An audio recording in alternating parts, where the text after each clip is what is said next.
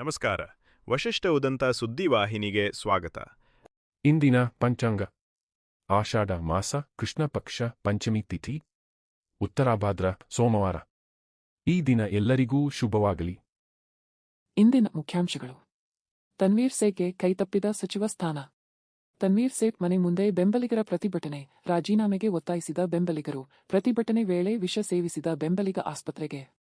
23 ಲಕ್ಷ ಪಿಂಚಣಿದಾರರ ಪಿಂಚಣಿ ರದ್ದು ಮಾಡಿದ ರಾಜ್ಯ ಸರ್ಕಾರ. ಪಿಂಚಣಿದಾರರಿಗೆ 30,000 ಆದಾಯ ಮಿತಿ. ಅಂಗವಿಕಲರು, ವಿಧವೆಯರು, ವೃದ್ಧರು ವಂಚಿತರಾಗಿದ್ದು ಸಂಕಷ್ಟ. ಸರ್ಕಾರದ ವಿರುದ್ಧ ಸಿಟಿ ರವಿ ಆರೋಪ. ಪೊಲೀಸ್ ನೇಮಕಾತಿ ಪರೀಕ್ಷೆ ಗೊಂದಲಕ್ಕೆ ಕ್ಲಾರಿಟಿ ಕೊಟ್ಟ ಕೆಎ. OMR ಮತ್ತು ಪ್ರಶ್ನೆ ಪತ್ರಿಕೆಯ ಕ್ರಮಸಂಖ್ಯೆ ಒಂದೇ ಇರಬೇಕು ಎಂದು ಯಾವುದೇ ಪ್ರಕಟಣೆ ಅಥವಾ ಸೂಚನೆ ನೀಡಿಲ್ಲ ಎಂದು ಅಭ್ಯರ್ಥಿಗಳ ಗೊಂದಲಕ್ಕೆ ತೆರೆ. ಈಗ ಮೈಸೂರಿನ ಪ್ರಮುಖ ಸುದ್ದಿಗಳು. ರಾಜ್ಯ ಸಚಿವ ಸಂಪುಟ ವಿಸ್ತರಣೆಯಲ್ಲಿ ಶಾಸಕ ತನ್ವೀರ್ ಸೇಠ್ ಅವರಿಗೆ ಸಚಿವ ಸ್ಥಾನ ಸಿಗದ ಹಿನ್ನೆಲೆಯಲ್ಲಿ ಅವರ ನಿವಾಸದ ಮುಂದೆ ಬೆಂಬಲಿಗರು ಹಾಗೂ ಅಭಿಮಾನಿಗಳು ತೀವ್ರ ಪ್ರತಿಭಟನೆ ನಡೆಸಿದರು. ಪಕ್ಷದ ಹೈಕಮಾಂಡ್ ವಿರುದ್ಧ ಆಕ್ರೋಶ ವ್ಯಕ್ತಪಡಿಸಿದ ಕಾರ್ಯಕರ್ತರು ನಿಷ್ಠಾವಂತರಿಗೆ ಅನ್ಯಾಯವಾಗಿದೆ ಎಂದು ಆರೋಪಿಸಿ ತನ್ವೀರ್ ಸೇಠ್ ಅವರಿಗೆ ಸಚಿವ ಸ್ಥಾನ ನೀಡುವಂತೆ ಆಗ್ರಹಿಸಿದರು. ಕೆಲವರು ಶಾಸಕ ಸ್ಥಾನಕ್ಕೆ ರಾಜೀನಾಮೆ ನೀಡುವಂತೆ ಒತ್ತಾಯಿಸಿದರೆ, ಪ್ರತಿಭಟನೆ ವೇಳೆ ಓರ್ವ ಬೆಂಬಲಿಗ ವಿಷ ಸೇವಿಸಿ ಆತ್ಮಹತ್ಯೆಗೆ ಯತ್ನಿಸಿದ ಘಟನೆ ನಡೆದಿದೆ. ಅಸ್ವಸ್ಥಗೊಂಡ ಅವರನ್ನು ತಕ್ಷಣ ಆಸ್ಪತ್ರೆಗೆ ದಾಖಲಿಸಿ ಚಿಕಿತ್ಸೆ ನೀಡಲಾಗುತ್ತಿದೆ. ಪಕ್ಷಕ್ಕೆ ನಿಷ್ಠೆಯಿಂದ ಕೆಲಸ ಮಾಡಿದ ನಾಯಕರನ್ನು ಕಡೆಗಣಿಸಲಾಗಿದೆ ಎಂದು ಬೆಂಬಲಿಗರು ಆರೋಪಿಸಿದರು.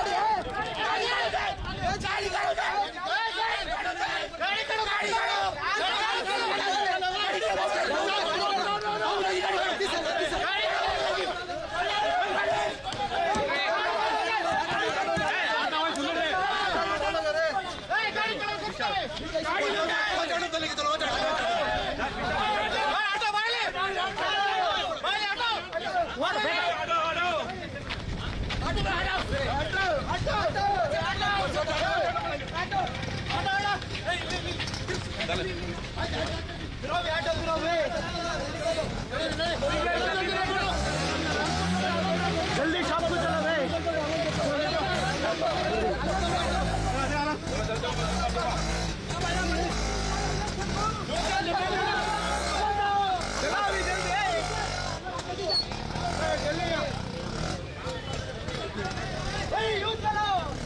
ಮೀಸಲಾತಿ ಜಾತಿ ಆಧಾರಿತವಲ್ಲ, ಬದಲಾಗಿ ಸಾಮಾಜಿಕ ಹಾಗೂ ಶೈಕ್ಷಣಿಕ ಹಿಂದುಳಿದಿರುವ ವರ್ಗಗಳ ಅಭಿವೃದ್ಧಿಗಾಗಿ ಸಂವಿಧಾನದಲ್ಲಿ ಕಲ್ಪಿಸಿರುವ ವಿಶೇಷ ಅವಕಾಶವಾಗಿದೆ ಎಂದು ಮಾಜಿ ಶಾಸಕ ಎನ್ ಮಹೇಶ್ ತಿಳಿಸಿದ್ದಾರೆ.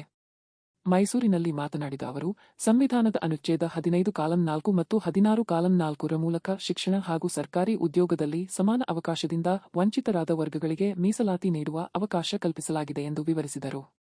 ಮೀಸಲಾತಿ ಕೇವಲ ಜಾತಿಯ ಆಧಾರದ ಮೇಲೆ ನೀಡಲಾಗಿದೆ ಎಂಬ ಅಭಿಪ್ರಾಯ ತಪ್ಪು ಎಂದು ಅವರು ಹೇಳಿದರು.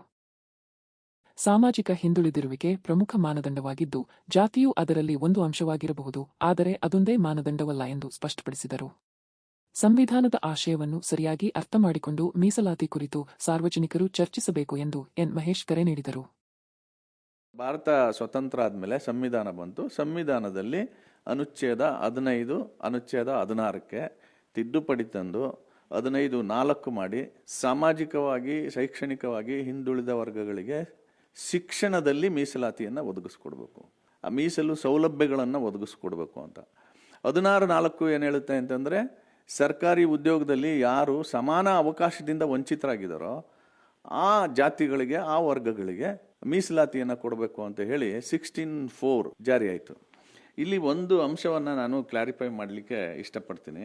ನಮ್ಮಲ್ಲೂ ಕೂಡ ಈ ರಿಸರ್ವ್ ಕ್ಯಾಟಗರಿನಲ್ಲೂ ಕೂಡ ಒಂದಷ್ಟು ಜನ ಯುವಕರು, ಬುದ್ಧಿಜೀವಿಗಳು ಮಾತಾಡ್ತಾ ಇರೋದು ಅಂತಂದರೆ ಇದು ಜಾತಿ ಆಧಾರದ ಮೇಲೆ ಕೊಟ್ಟಿರೋ ಮೀಸಲಾತಿ ಅಂತ.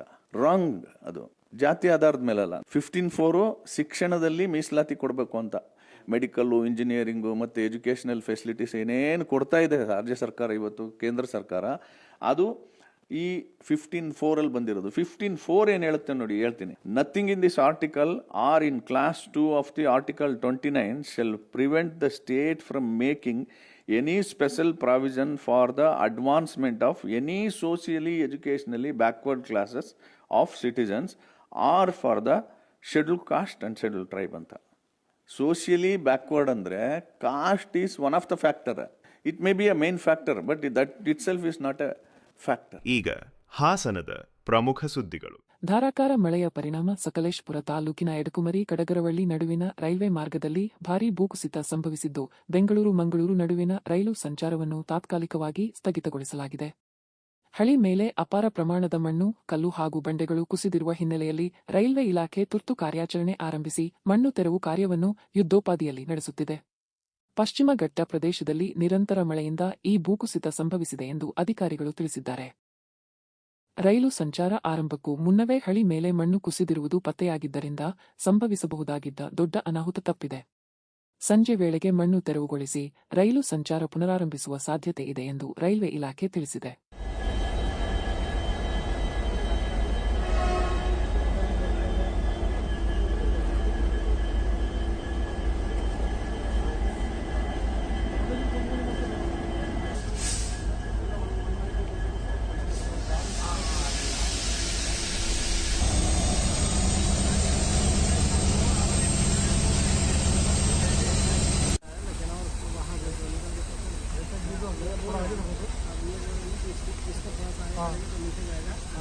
इसका गैप कम नहीं होगा और ಗುರೂರಿನ ಹೇಮಾವತಿ ಹೊಳೆಯ ಸಮೀಪದ ಸೇತುವೆಯಿಂದ 47 ವರ್ಷದ ಮಹಿಳೆಯೊಬ್ಬರು ನೀರಿಗೆ ಬಿದ್ದ ಘಟನೆ ನಡೆದಿದೆ. ಹೊಳೆಯ ಪ್ರಬಲ ಹರಿವಿನಲ್ಲಿ ಸುಮಾರು 1.5 ರಿಂದ 2 ಕಿಲೋಮೀಟರ್ ದೂರ ತೇಲಿ ಸಾಗಿದ್ದ ಮಹಿಳೆಯನ್ನು ಸಾರ್ವಜನಿಕರು ಸಮಯೋಚಿತವಾಗಿ ರಕ್ಷಿಸಿ ಮೇಲಕ್ಕೆತ್ತಿದರು. ಮಾಹಿತಿ ತಿಳಿದು ಸ್ಥಳಕ್ಕಾಗಮಿಸಿದ ಅರಕಲಗೂಡು ಅಗ್ನಿಶಾಮಕ ಠಾಣೆಯ ಸಿಬ್ಬಂದಿ ಮಹಿಳೆಯನ್ನು ಹೆಬ್ಬಾಲೆ ರಸ್ತೆಗೆ ಕರೆತಂದು ಆಂಬ್ಯುಲೆನ್ಸ್ ಮೂಲಕ ಹಾಸನದ ಸಾರ್ವಜನಿಕ ಆಸ್ಪತ್ರೆಗೆ ಹೆಚ್ಚಿನ ಚಿಕಿತ್ಸೆಗೆ ರವಾನಿಸಿದರು.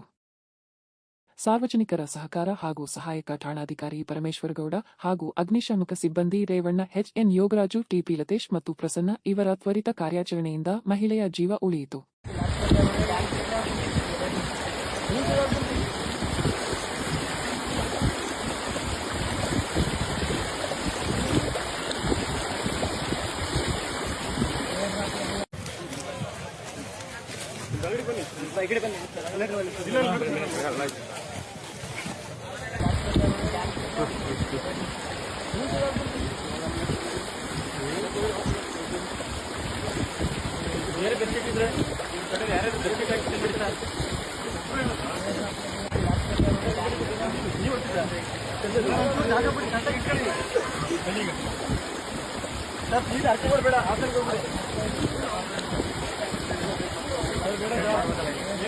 ಈಗ ಚಿಕ್ಕಮಗಳೂರಿನ ಪ್ರಮುಖ ಸುದ್ದಿಗಳು.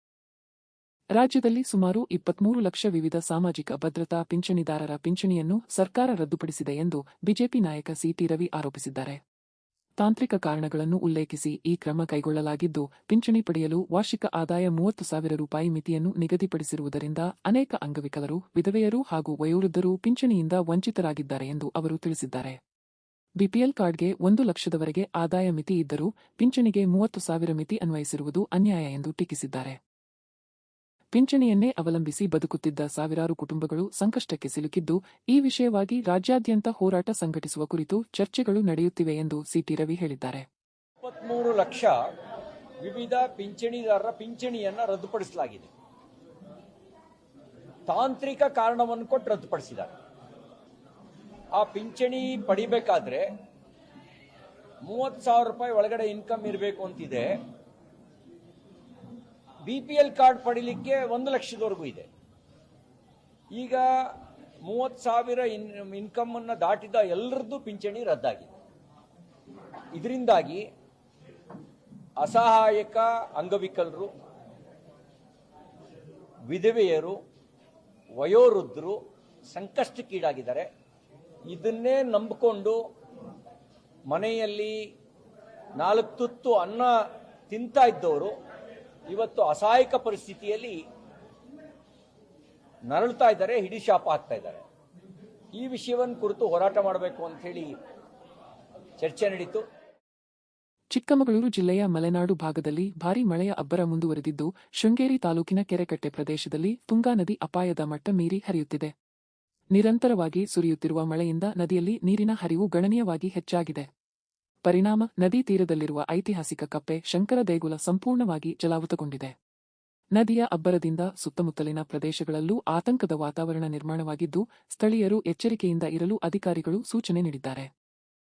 ಮಳೆ ಇದೇ ರೀತಿ ಮುಂದುವರಿದರೆ ನದಿಪಾತ್ರದ ಸಮೀಪದ ತಗ್ಗು ಪ್ರದೇಶಗಳಿಗೆ ನೀರು ನುಗ್ಗುವ ಸಾಧ್ಯತೆ ಇದ್ದು, ಅಗತ್ಯ ಮುನ್ನೆಚ್ಚರಿಕಾ ಕ್ರಮಗಳನ್ನು ಜಿಲ್ಲಾಡಳಿತ ಕೈಗೊಂಡಿದೆ.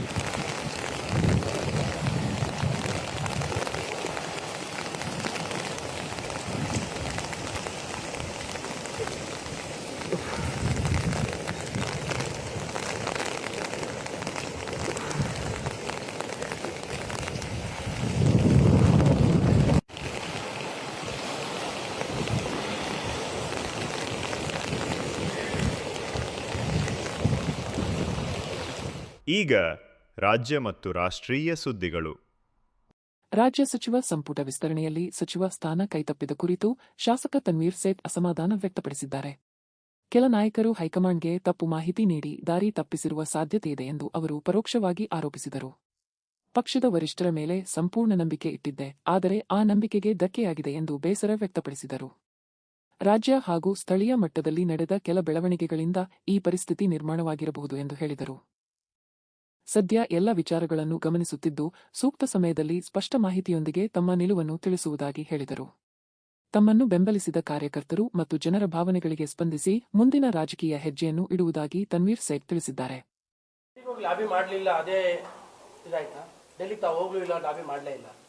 ಇಲ್ಲ, ಅದರ ಅವಶ್ಯಕತೆ ಇಲ್ಲ ಅಂತ ನಾನಾದ್ರೂ ಈಗಲೂ ಅದೇ ಅಂತೀನಿ. ನಿಮಗಿಲ್ವಾ, ಪಕ್ಷಕ್ಕಿಲ್ವಾ? ಪಕ್ಷಕ್ಕೆ ಯಾರಿಂದ ಕೆಲಸ ತಗೋಬೇಕು ಅನ್ನೋದು ಅವರು ಗುರುತಿಸಬೇಕಾಗಿದ್ದಂಥದ್ದು. ಇಲ್ಲಿ ನಡೆದಿರುವಂತಹ ಅನೇಕ ಕೈಚಳಕಗಳು ನಾವು ಅದರಲ್ಲಿ ನಾವು ಯಾವತ್ತೂ ಭಾಗಿಯಾಗಲ್ಲ. ಪಕ್ಷದ ವರಿಷ್ಠರ ಮೇಲೆ ನನ್ನ ನಂಬಿಕೆ ಇತ್ತು. ಆ ನಂಬಿಕೆ ಎಲ್ಲ ಒಂದು ಕಡೆಗೆ ಹುಸಿಯಾಗಿದೆ. ಯಾರೋ ಒಬ್ಬರಿಂದ ತಪ್ಪು ಅಂತ ಅನ್ನಿಸ್ತದೆ, ಪಾರ್ಟಿಯಿಂದಲೇ ತಪ್ಪು? ಪಕ್ಷದಿಂದ ಅನ್ಯಾಯ ಆಗಿದೆ ಅಂತ ನಾನು ನೇರವಾಗಿ ಹೇಳೋಕ್ಕಾಗಲ್ಲ. ಯಾರ ಕೈವಾಡ ಇದೆ ಅನ್ನೋದು ಇಲ್ಲಿ ಬಹಿರಂಗ ಆಗುತ್ತೆ, ನಂತರ ನಾನು ಮಾತಾಡ್ತೇನೆ. ಅಲ್ಲ, ಈಗ ಅದನ್ನೇ ರಿಪೋರ್ಟ್ ಏನೋ ಹೈಕಮಾಂಡ್ ಮಾತಾಡ್ತೀರಾ ಏನು ಅಂತ? ಮಾತಾಡ್ತೇನೆ.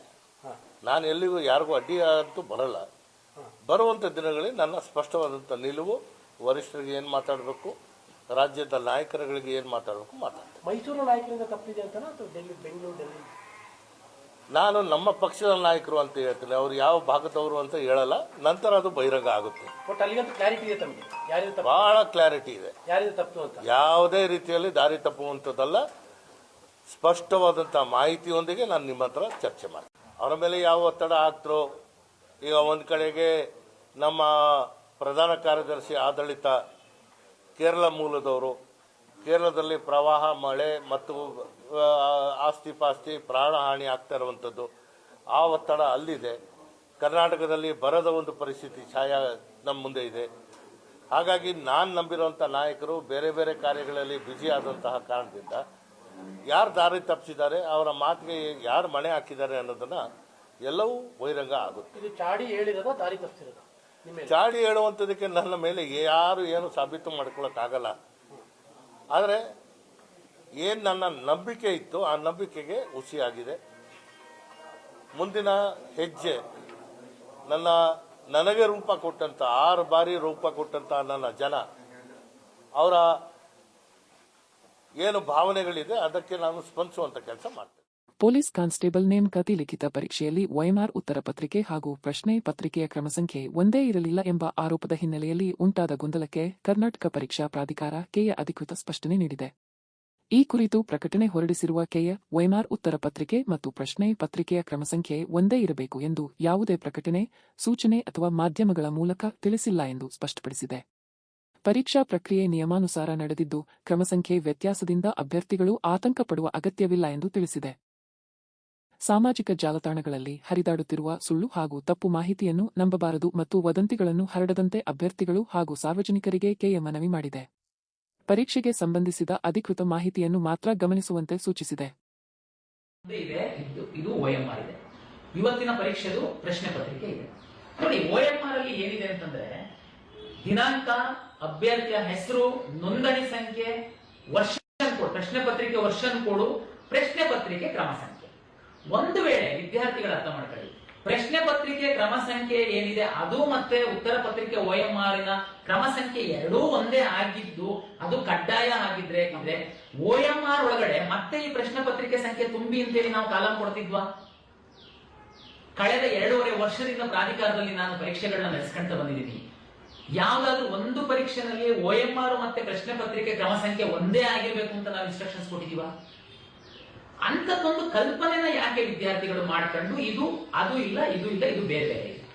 ರಾಜ್ಯದ ರಾಜ್ಯದಲ್ಲಿ ಎಲ್ಲೂ ಇರುವಂತಹ ಅನುಮಾನಗಳು ಈ ವಿದ್ಯಾರ್ಥಿಗಳಿಗೆ ಬಂತು. ಓಕೆ ಸರಿ, ಬಂದ್ರೆ ಏನ್ ಮಾಡ್ಬೇಕು ವಿದ್ಯಾರ್ಥಿಗಳು? ಇದು ವ್ಯತ್ಯಾಸ ಇಲ್ಲ ಅಂತಂದ್ರೆ ಏನ್ ಮಾಡ್ಬೇಕು? ಆ ಕಾಲೇಜಿನ ಪ್ರಾಂಶುಪಾಲರು ಎಡ್ಡಿರ್ತಾರೆ, ಅವರಿಗೆ ಬರಕ್ ಹೇಳ್ಬೇಕು, ಅವರಿಗೆ ಕೇಳ್ಬೇಕು, ಅವರು ಸಮಸ್ಯೆನ ಬಗೆಹರಿಸ್ತಾರೆ. ಓಕೆ, ಅವ್ರು ಹೇಳಿದ್ದು ನಿಮಗೆ ನಂಬಿಕೆ ಇಲ್ಲ. ನಮ್ಮ ಡೆಪ್ಟಿ ಕಮಿಷನರು, ADC, AC ಎಲ್ಲರೂ ಫೀಲ್ಡ್ ಅಲ್ಲಿ ಇದ್ರು. ಇವತ್ತು ಅರ್ಧ ಗಂಟೆ ಒಳಗಡೆ 20 ನಿಮಿಷ ಒಳಗಡೆ ಅವ್ರು ಸಹ ಬರ್ತಿದ್ರು. ಇದು ಯಾವುದು ಮಾಡದೆ ಈ ಒಂದು ಪರೀಕ್ಷಾ ಕೇಂದ್ರದಲ್ಲಿ ನೀವು ಕೆಲವು ವಿದ್ಯಾರ್ಥಿಗಳು ದಾಂಧಲೆ ಮಾಡ್ಕೊಂಡು ಇದು ಎರಡೂ ಬೇರೆ ಬೇರೆ ಇದೆ, ಹಾಗಾಗಿ ನಾನು ಪರೀಕ್ಷೆ ಬರೆಯಲ್ಲ ಅಂತ ಕಾಂಪೌಂಡ್ ಆಗಿ ಪರೀಕ್ಷಾ ಕೇಂದ್ರದಿಂದ ಹೊರಗಡೆ ಹೋಗ್ತೀರಾ ಅಂತಂದ್ರೆ ಇದ್ರ ಉದ್ದೇಶ ಏನು? ಮತ್ತೊಮ್ಮೆ ಮುಖ್ಯಾಂಶಗಳು. ತನ್ವೀರ್ ಸೇಖ್ಗೆ ಕೈತಪ್ಪಿದ ಸಚಿವ ಸ್ಥಾನ. ತನ್ವೀರ್ ಸೇಠ್ ಮನೆ ಮುಂದೆ ಬೆಂಬಲಿಗರ ಪ್ರತಿಭಟನೆ, ರಾಜೀನಾಮೆಗೆ ಒತ್ತಾಯಿಸಿದ ಬೆಂಬಲಿಗರು, ಪ್ರತಿಭಟನೆ ವೇಳೆ ವಿಷ ಸೇವಿಸಿದ ಬೆಂಬಲಿಗ ಆಸ್ಪತ್ರೆಗೆ. 23 ಲಕ್ಷ ಪಿಂಚಣಿದಾರರ ಪಿಂಚಣಿ ರದ್ದು ಮಾಡಿದ ರಾಜ್ಯ ಸರ್ಕಾರ, ಪಿಂಚಣಿದಾರರಿಗೆ 30,000 ಆದಾಯ ಮಿತಿ. ಅಂಗವಿಕಲರು, ವಿಧವೆಯರು, ವೃದ್ಧರು ವಂಚಿತರಾಗಿದ್ದು ಸಂಕಷ್ಟ, ಸರ್ಕಾರದ ವಿರುದ್ಧ ಸಿಟಿ ರವಿ ಆರೋಪ.